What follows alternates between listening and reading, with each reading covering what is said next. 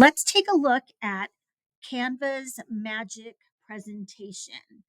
When you log into Canva, this is my Canva homepage right here. It used to be that with magic presentation, anything magic in Canva, used to have to hunt for it. Now it's at the forefront of their page. And as you can see, this purple button, create a design, I'm going to click on it. And then you have, I know that I want to use a presentation and not these Instagram or poster templates. So I'm going to click on presentation, and then it's going to give me my blank presentation. But at the top, you're going to see use 4 or more words to describe what it is that you want Canva to make a presentation on. So this is where you can look in your IPG, you can look into your lesson plans, your curriculum guides, your year at a glances, and look at what you want to create based on what it is that you're teaching. So, for example, if we're teaching, let's look at predator and prey relationships. Let's see if we can find something on that. So I'm clicking the go button and let's see what happens. I call it the go button. It's enter.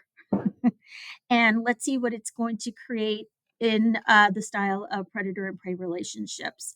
Anything I can use. So first off, it's going to give me a couple of designs right here, but it will offer more suggestions here when it comes to like food chain food webs.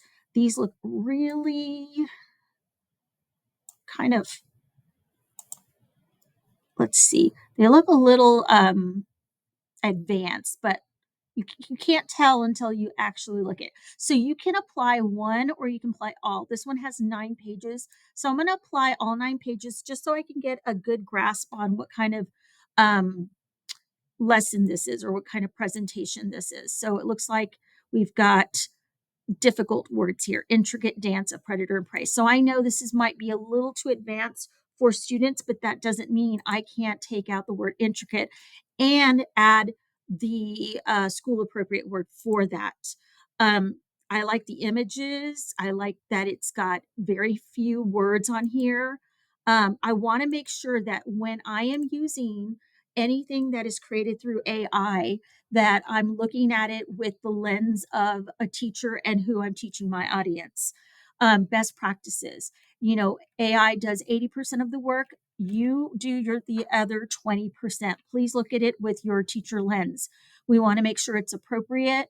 We want to make sure it is tied to what it is that you're teaching. It is related to your TEK or your standard. This is not something you just quickly put out to students without actually looking at it and making sure that the words, the vocabulary is appropriate. If it's not, like I said, and you really like the template, then change it. You have the opportunity to make those changes as you see fit. This right here looks like, this is something we don't need as I'm teaching.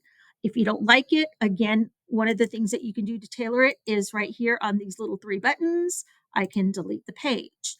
Um, and if you do like it, then this is where you can customize it to fit.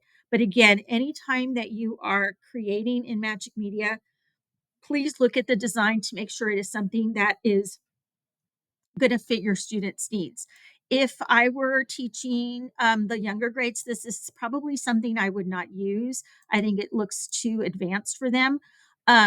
Maybe, though, what we would be talking about would be the food chain right here. So this would be one. To get rid of this, you can either start all over again. So go into um, start right here and create a design and do the same thing all over again. It will remember what you chose the last time, and it will usually keep your recent designs here. Some of my recent designs are here when we were talking about the weather in 4th grade. Like I said, use it with best practices in mind. You want to make sure that it is appropriate for your students' needs, and you always take a look at it and make sure it fits in with the TEKs that you're teaching.